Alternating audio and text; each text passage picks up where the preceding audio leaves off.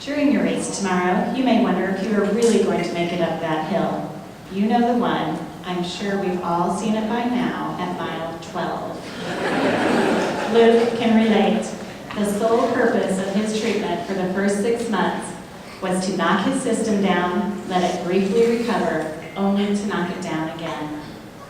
Luke became so weak during this period, he could only manage an army crawl to get up his stairs, to get himself up his hill. But never, not once, did we ever see him give up and stop climbing his hill to make it to his destination. During the race tomorrow, you might be worried about how much your stomach is hanging outside of your brand new sweet TNT tri-suit. Lauren can relate. Her swimsuits and clothes must all pass the "Does my port show" test. She pulls up her shirt collar to make sure that no one can see the small bump that annoys her when she sleeps and hurts when it's bumped. She's counting the days until July 9th when it's taken out.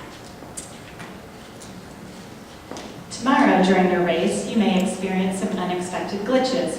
We all know what I'm talking about. The fear of blowing a tire, forgetting to take off your bike helmet, but not realizing it until you're at mile 3, not being able to find your bike in transition, and my personal favorite, forgetting to unclip when necessary.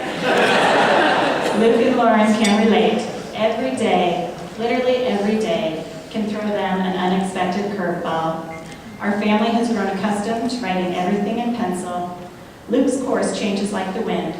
One of our bigger glitches that he recalls so clearly was our first trip away after diagnosis. We were a family of 7 heading to Hilton Head just for a few days after getting clearance from our doctor. We were looking to step away, take a breath, and not think about cancer for just a short while. We were there for no more than 10 hours, most of which were sleeping, before Luke got terribly sick. Essentially, his liver was shutting down. Todd and Luke ended up at a children's hospital in Georgia, while I remained in a hotel with the 4 other kids, of course with horrible cell phone connections between the hotel and the hospital.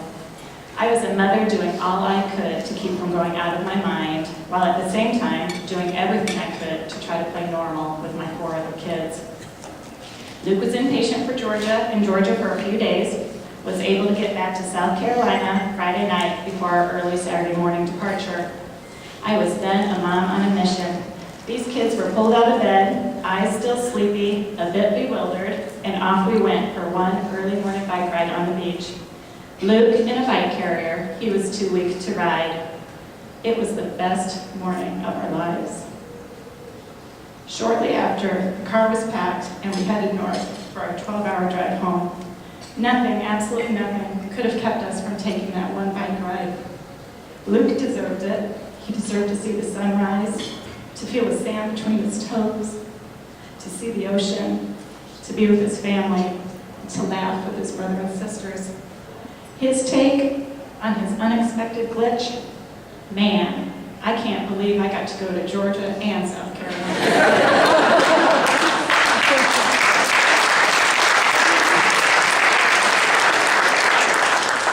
Tomorrow, during your race, you might be tempted to say, I can't, no more, or I'm done. But your months and months of training and your commitment to the mission will prevent you from doing so. Lauren and Luke can relate. Not once over the course of their treatment have we ever heard them say, I can't, or no more, or I'm done. But instead it's been, I will, I'll try, I can, Mommy. They have continued taking one step at a time. They conquered the cancer and they're looking forward to their finish. After you cross the finish line tomorrow, and in the weeks to come, you may find a rush of emotion, withdrawal, and lack of direction, desperately wanting this to be over, yet afraid of what your future holds. We can relate. Lauren finished her treatment on May 5th, and in a matter of 37 days, Luke will be crossing his finish line. Yet he has been at his endurance event for over half of his life, literally. With the thrill and excitement that comes with finishing treatment, a sense of panic and fear once again surfaces as our safety net of daily meds, monthly infusions, spinal taps, and doctors comes to a close. As we did in the beginning, we will be doing once again, readjusting, balancing, in learning to calm the new fears that come with the celebrated end of treatment. There are times our days feel as though they are moving in slow motion. We of course know the clock is ticking forward, yet it is a painfully slow tick. One by one, year after year, we joyfully and tearfully celebrate as we watch yet another strong, courageous child finish treatment and cross their finish line. Or with heavy hearts and a pain that is near impossible to describe, we mourn with parents that have to bury their child because of this disease. But we know through God's grace that Luke will be crossing that long-awaited finish line next month, and Lauren, sweet Lauren, will be on the other side cheering him across. During your race, you might get tired, lightheaded, or have your heart beat so hard and fast that you think it's going to pop out of your chest. You might think that you'll never make it, or that you hurt too bad to continue on. Lauren and Luke know just how you feel. Before Lauren was diagnosed, she was constantly complaining of her chest hurting. She was pale and not herself. The leukemia factory in her body had made her body stop making good red blood cells. If you know anything about counts, she was at a 3 hemoglobin. At an 8, adults can't get out of bed. Her platelets were 17,000. She should have over 150. And her white blood cells were at 130,000 with 90% blasts. I didn't know what blasts were, but cancer. She was very sick and weak. She immediately had 2 blood transfusions and 1 platelet. Through the course of her treatment, she's had over 20 transfusions. Each transfusion takes about 4 hours. From many of these transfusions, she suffered through horrible headaches where she would scream and hit her head repeatedly to make it stop. And in spite of that, she always put her game face on and kept fighting. When you feel like stopping, think of Lauren and Luke. If you think your race is tough, try chemo. When you started training, you may have had many questions. We all remember those beginning days, plagued with emails from enthusiastic coaches and mentors, more information than we could absorb, question after question. Luke can relate. The questions he has asked us over the past many years leave us breathless. Are there toys in heaven? How old were you when you got your cancer? One of our favorites that we hear quite regularly, see that baby over there, the one without any hair? Does she go to the same cancer clinic I go to? Why was I chosen to have cancer? One we heard recently, let's Google heaven and see what it's like. Try it, it's interesting. Will the cancer come back?